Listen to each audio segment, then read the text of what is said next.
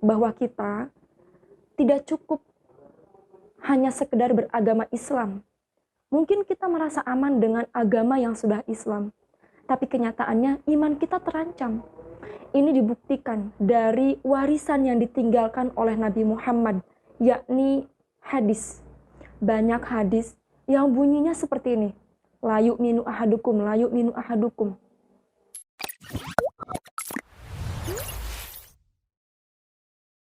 Assalamualaikum warahmatullahi wabarakatuh.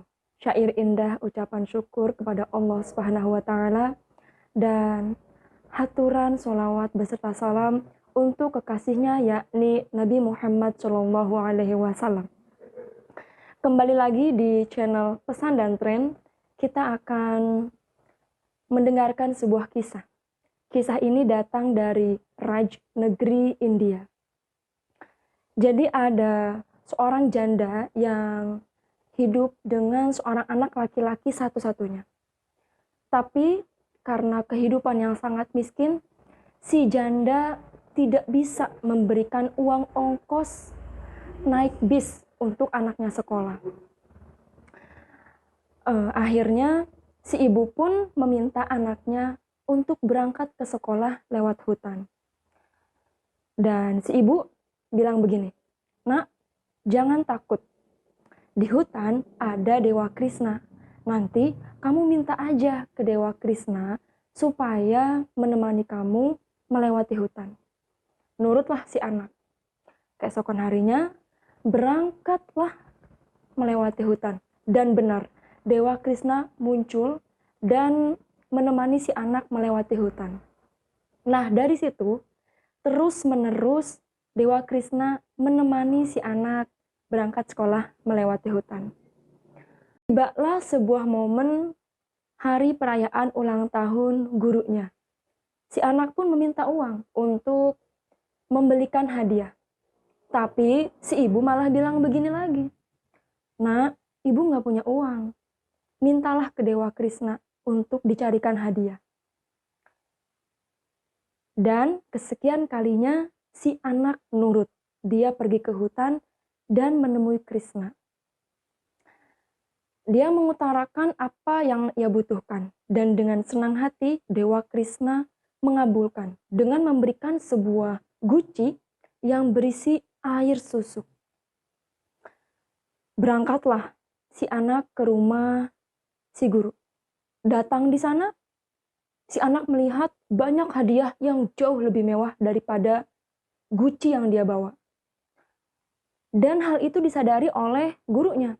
Sehingga si guru meminta pembantunya untuk membawa hadiah guci tersebut langsung disimpan di dapur. Hari berlalu, si pembantu dibuat takjub oleh keajaiban guci tersebut. Kenapa? Guci yang isinya air itu tidak pernah habis, meskipun sudah berkali-kali digunakan. Akhirnya pembantu lapor ke si guru. Si guru pun ikut merasa takjub. Akhirnya karena penasaran yang tinggi, dipanggillah si anak. Si guru bilang begini, "Nak, dapat dari mana kamu guci ajaib ini? Kenapa isinya tidak pernah mau habis?" Akhirnya dengan jujur si anak bilang bahwa guci tersebut dia dapat dari hutan dan diberikan oleh Dewa Krishna. Otomatis si guru dan murid-murid lainnya, bahkan si pembantu, tertawa terbahak-bahak mendengar jawaban konyol dari si anak miskin. Dan salahnya si gurunya bilang begini, "Nah, dewa-dewa itu hanya tahayul. Mereka tidak perlu dipercaya karena mereka tidak pernah ada." Tapi si anak tetap teguh pendiriannya dengan jawabannya. Ya sudah, akhirnya mereka semua berangkat ke hutan untuk membuktikan kebenaran ucapan si anak miskin ini. Ketika tiba di hutan, si anak mulai memanggil-manggil Dewa Krishna. Sekali, dua kali memanggil, tidak muncul. 3 kali, 4 kali, tidak muncul juga. Sampai si anak ini teriak-teriak, Dewa Krishna tidak juga muncul. Pada akhirnya, si anak miskin menyerah dan kalimat terakhirnya dia mengucapkan seperti ini. Dewa Krishna, aku mohon, guruku ingin melihat dirimu. Muncullah dan tunjukkan dirimu. Bukannya muncul, malah terdengar suara misterius yang kalimatnya seperti ini. Wahai anak baik, bagaimana mungkin aku menunjukkan diriku bahkan kehebatanku, sedangkan mereka saja tidak percaya bahwa aku ada.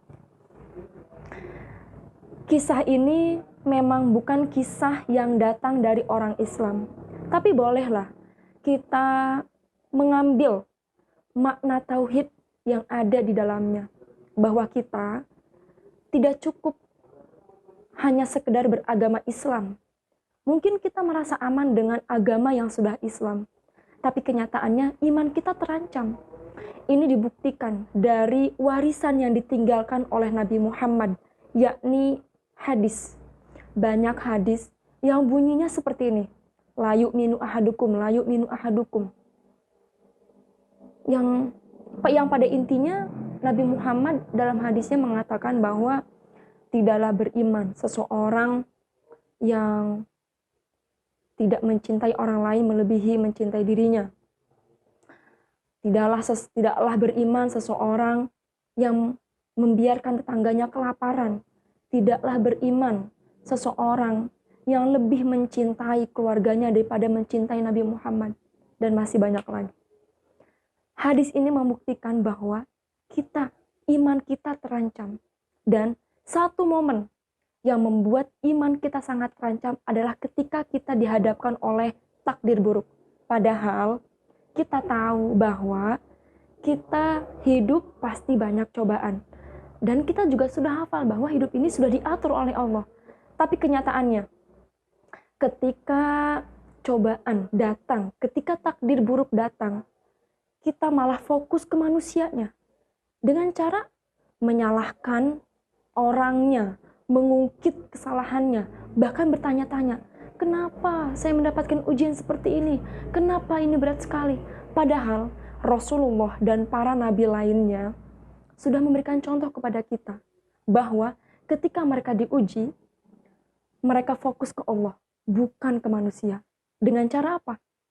Meminta pertolongan kepada Allah agar dikuatkan iman, agar diberikan petunjuk, agar mendapatkan jalan yang tepat ketika menghadapi masalah. Bukan fokus ke manusianya, bukan fokus ke sakit hatinya, atau fokus ke kejahatan dan harus dibalas dengan kejahatan lagi.